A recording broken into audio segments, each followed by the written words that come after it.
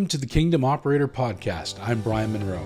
I spend my days helping founders, executives, and private equity-backed organizations bring structure, clarity, and order to complex businesses, companies that are growing, stuck, or struggling and looking for a better way. I'm a Christian and a man of deep faith and consider God the head of my organization and household. But this podcast isn't just about better systems. It's about something deeper. Here we talk about what it means to run a business as a steward. Each week, we'll dig into operational challenges, system failures, workflow issues, team dysfunctions, and a variety of other stresses we have in business.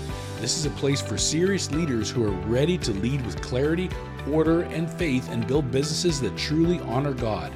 Welcome to the Kingdom Operator Podcast. Let's get started.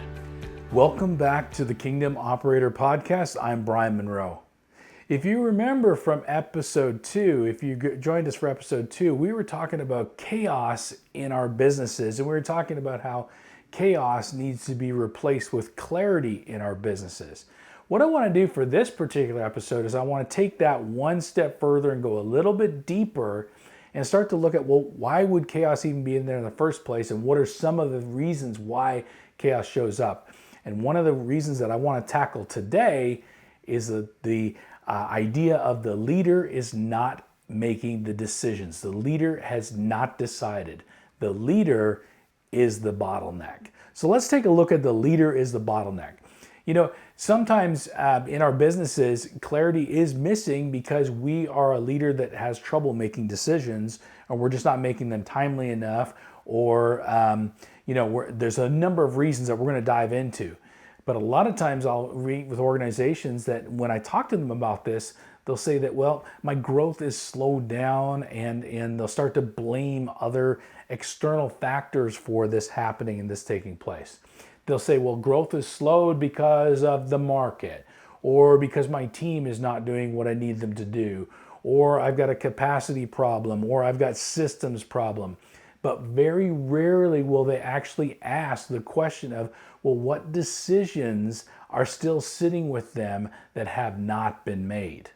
And when I bring this up, sometimes it gets a little bit uncomfortable, but I challenge them and say, what are some of the decisions that you haven't made in your business that maybe you need to look towards? Because business and leadership in business is actually stewardship. So let's take a first look here at our first scripture example. We're looking at Luke 12:48. It basically says, to whom much is given, much will be required. To whom much is given, much will be required. Responsibility is not just about our effort in our business. Responsibility is about our decisiveness. We need to be responsible as business owners to be decisive. So let's go a little bit deeper and then on some of these kind of surface behaviors. Leaders do not become bottlenecks in their business because they're incompetent. You know, it's pretty hard to be a good leader and have a successful business and kind of be incompetent. But they're not going to become bottlenecks in their business because of incompetence.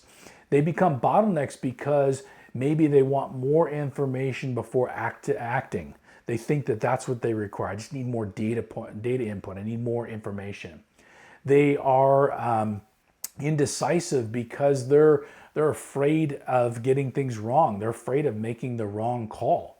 They sometimes they'll start to reopen settled decisions that have already been made in the company, but they want to kind of revisit the idea again. They decide that, well, they want to be involved in every aspect of the business. So they kind of create their own bottleneck by wanting to be in every single aspect, every single part of the business. And what they're doing is they confuse accessibility with leadership. So every decision that you delay becomes friction your team must carry. Think about that for a second. Every decision that you delay becomes friction that your team must carry. What a weight to put onto that team like that. When leaders hesitate, the team hesitates. When leaders waffle in their decisions, the team starts to stall because they're waiting to see what's going to be made. When leaders are unclear, the team starts to guess, and when you start guessing, that's when the chaos in your business is going to start creeping back in. So let's take a look at a diagram here. So if I've got 3 boxes, Let me put the white marker here. I've got, first box is vision. Second box here is going to be decisions. And the third box is execution.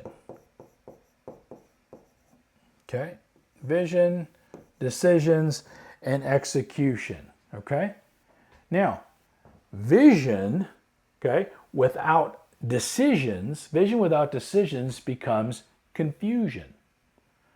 Decisions without execution creates frustration. And if you've got execution without vision, you get drift. Execution without vision, you're drifting. You're going all over the place. You don't know what ends up, and you don't know what's next. Okay? So we need to be focusing on our vision to drive our decisions, to drive towards the execution so that we're not drifting. We have a clear path. We know exactly what we're going into. Now, our trouble as leaders, though, comes from, let me draw another picture here. We have, I like to use this traffic light analogy. So let's just draw like a typical traffic light here. Okay, so we got an intersection. We got all kinds of cars. So we got, we have sales cars over here. We've got operational cars here. We've got revenue and dollars and time. And over here, we've got people. So we've got lots of things going on here. Okay, we've got sales, operations, finance, and people. And then in the middle, right there, is the leader. Okay, so there's the leader in the middle. Okay. Now, in a small company, when you first start off as a leader, you are basically playing a lot of those roles. You're involved in a lot of those departments. You're involved in a lot of the decisions that are made in those departments. But as your company gets bigger, that is not realistic. Okay, when the volume is increasing, sales are going up, ops volume is going up, people issues and challenges are going up, dollars are going up, like everything's happening. When everything's going up, then these kind of cars in our traffic lane, they start to stack up. And when they start to stack up, traffic slows down, people start to wait.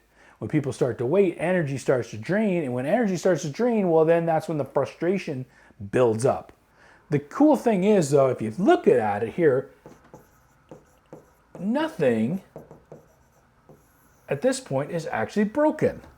Nothing's broken. It is standard course of business. It's slowing down. It's coming to a halt. It's grinding. It's building up the frustration. Nothing's broken. Everything is slower than it should be. Growth increases volume. We all say we want growth in our business. Growth increases volume. Volume exposes dependencies, and dependencies reveal the bottleneck challenges.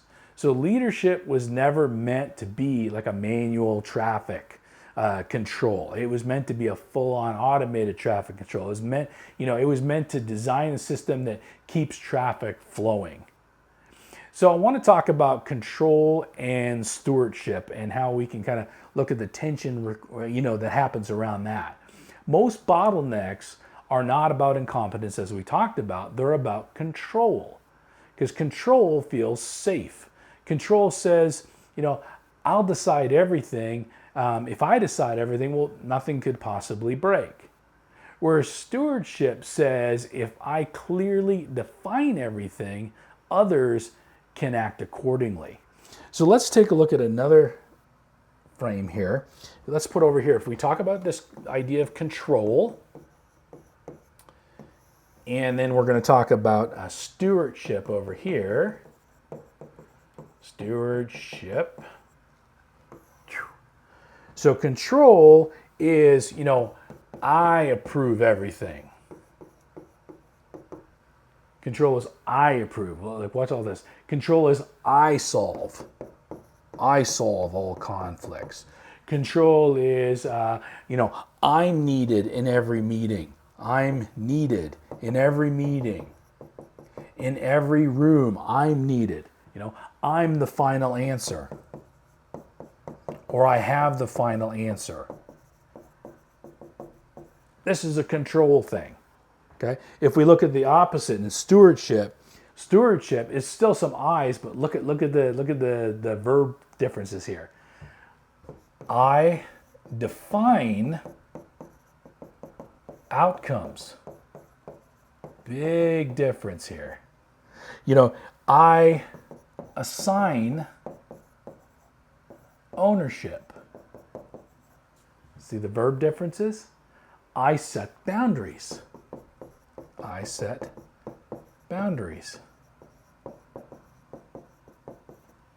And the last one is I empower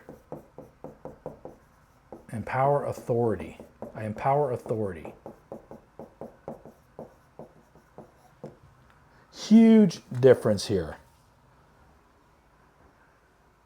Control. I approve, I solve, I'm needed and everything. I'm the final. It's very rigid. Okay? Stewardship is I'm defining the outcomes, I'm assigning ownership, I'm setting the boundaries, I'm empowering the authority.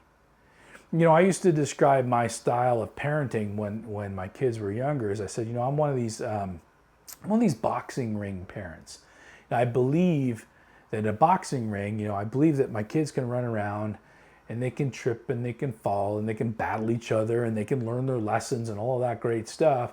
But ultimately, I'm the ropes around that ring. I'm the boundaries. I'm the guardrails to make sure that they ultimately don't fall out of the ring onto the concrete and hurt themselves. So as the stewardship, you're in your business, you're still doing the same thing. You're deciding, you're letting people know these are the outcomes that we need to have as an organization. And here are the people that I think can really help make this happen. I'm giving that kind of ownership. Here are the guardrails, the guidance that you need, that we have, and I'm empowering you to make the decisions. Control centralizes power, where stewardship multiplies it.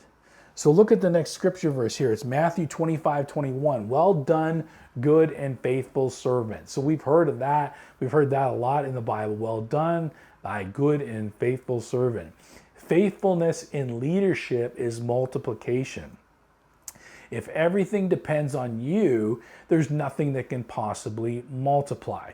We need as leaders to go out there and multiply our leadership through others taking initiative, being empowered, and getting the opportunity to lead. So if we take a look at the next section here, we talk about the cost, the cost of indecisions. The cost of indecision, the cost of being slow in our decisions, the cost of maybe not making decisions, the cost of being crippled by fear. Unmade decisions, what do they create? Well, unmade decisions, they create meetings about meetings. Or better yet, my favorite is the meetings that could have been an email. Unresolved or unmade decisions create meetings about meetings. Unmade decisions create rework. They create quiet disengagement. They create passive resistance, and they ultimately lead to team frustration. Indecisions, it doesn't feel dramatic. It just often feels like a delay, like I'm purposely delaying it. But if you stack these delays one on top of the other on top of the other, eventually you're going to come to a screaming halt. The delays will compound. So let's take a look at if we've got indecision, which we just talked about, and we've got clarity. Okay, indecisions versus clarity. Well, indecision, we have instability. Indecisions cause instability in our business and in our teams. It causes hesitation.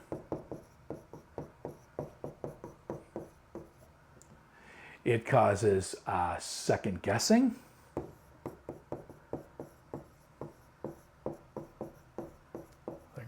And it also causes energy loss. Energy loss, or it's an energy vampire, just really to suck the energy out of our team. Okay?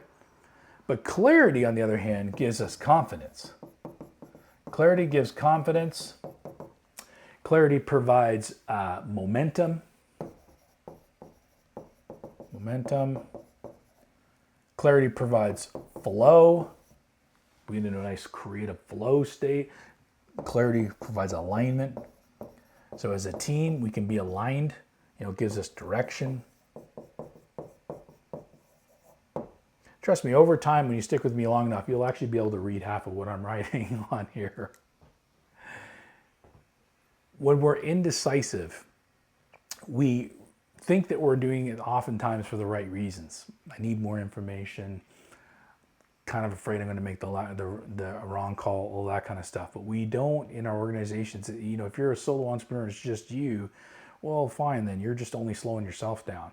But when you've got a team and you're leading a team, your indecisiveness causes all kinds of stability issues, hesitation, not just yourself, but your team. Your team's running around second guessing your every move. Everybody's getting their energy drained out of them. It's not a great culture or environment to be in. But when we approach it with an environment of clarity, we now have confidence, we're energized, we got momentum, we got direction, we got vision, we all know where we're going, and it gets really exciting to work in an organization like that. Okay? That's the kind of business that I strive to build. That's the kind of business that I want to run, that I do run, and that's the kind of business that I want all my clients to run as well, is to get that clarity into their businesses. So James 1:8 says, a double-minded man is unstable in all his ways. Double-mindedness is nothing more than just half the time just hesitating, just not making a decision. People look at it and say, what's Brian going to do next? Well, is he going to do A or B? Well, I don't know. What do you think he's going to do? Okay? I would be seen as being double-minded. Leadership instability spreads organizational instability. Go figure. It starts at the top and works its way down the bottom. Your team doesn't need your perfect decisions. Your team needs your consistent decisions. You are allowed to make mistakes. You're allowed to make decisions that, might not be a great one. But your team just wants you at least engaged and wants you making those decisions in the first place.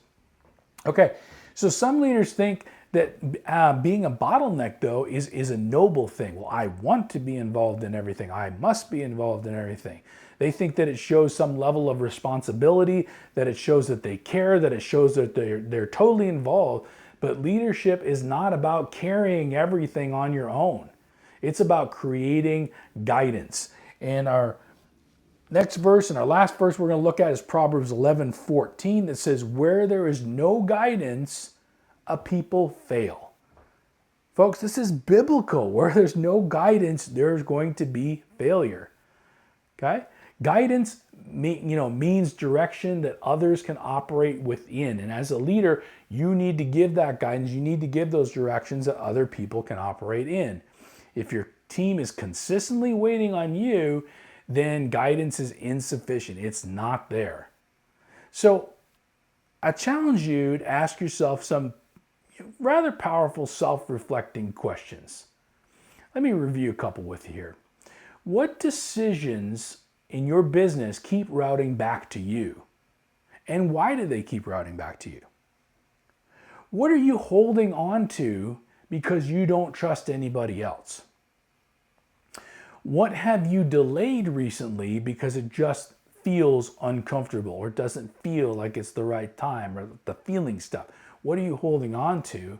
And what would move immediately in a positive direction if you were to make a decision today? Some really powerful questions that I think we all need to sit with as leaders, when we're looking at this and why we may end up being the bottleneck of our own business. So chaos reveals missing clarity. Bottlenecks reveal missing decisions.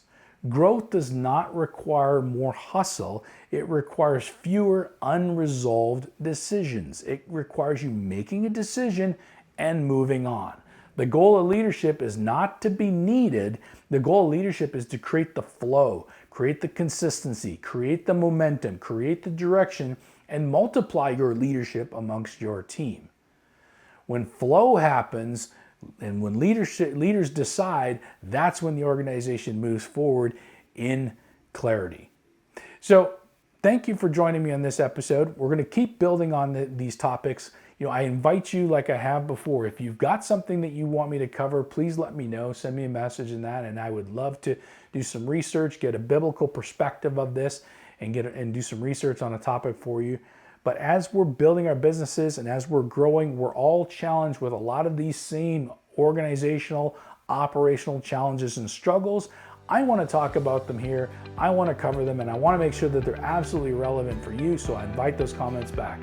So until next time, I will see everybody soon. Take care, and God bless.